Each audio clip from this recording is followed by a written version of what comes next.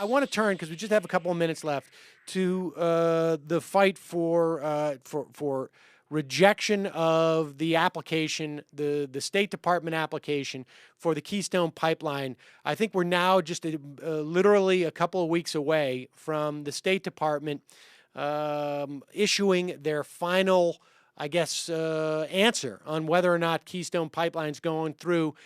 It's very difficult to read the tea leaves right now. Supposedly, according to some Republicans, President Obama said, well, it's looking like some of the both the job numbers that would come from Keystone, but also the environmental concerns have been overstated. There was another speech by Kerry, who is, of course, the head of state, which suggested that maybe that they would be rejecting Keystone. Give me your sense of it and what Credo Action's doing to help convince President Obama that he's got to stop this.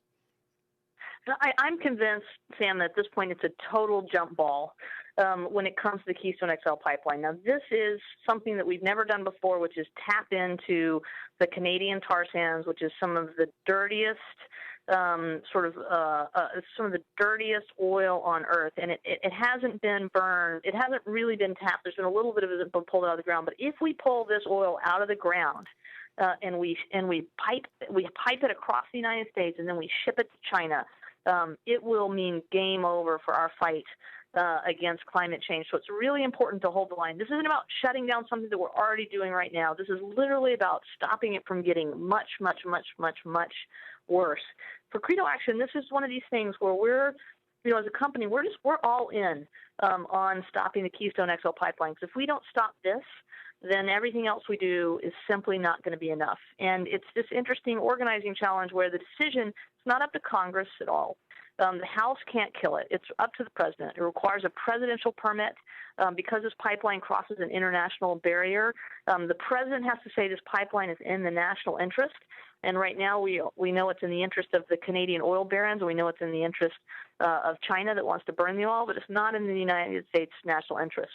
And so there are going to be a few decision points up that point to which way this ball is going to go when it comes to the president. I think it's really up in the air. One of the things Credo has done recently is we went out to our members because this is the end of this fight. This is it. It's going to happen or it's not going to happen. And now is when we can do whatever we can do to stop climate change from rapidly accelerating. And so we went out to our members about a week and a half ago, and we asked them, would they be willing to risk arrest if the State Department puts out a draft report that recommends to the president to approve the Keystone pipeline because it's in the national interest. And this is something that's going to come up this summer.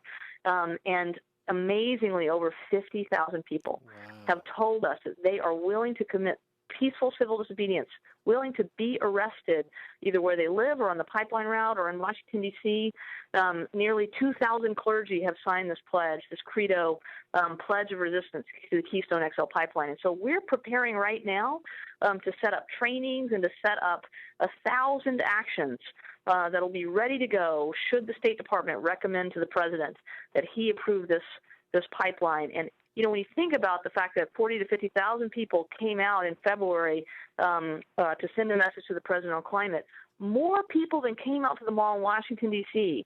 Have told us that they are willing, they care so much about this, it's so important that they are willing to get arrested, which is just inspiring and an amazing thing. And it just shows you how we're going to go to the mat for this fight, and there's going to be a lot of Americans that are going to do the same. And we will put up a link to where people, obviously, I imagine you're taking more pledges. Absolutely, and I'm sure that you've got a lot of listeners who are on that list, and I do want to tell you, if you haven't heard from us yet, you will, because we are actively. It's a massive undertaking. We're working with Rainforest Action Network and others, and we're getting ready to set up these events all across the country, to set up trainings. We have leaders that are willing to take this step. It's a big deal, and we don't want people to take this step lightly. But for those of you that feel like this is it and you want to do everything you can, we're going to be there with you in the trenches. And the more of us who agree to get arrested, the bigger of a message we can send to the president that all hell will break loose if he does this. And we expect him to honor his promise in his inauguration address to take real action on behalf of the climate.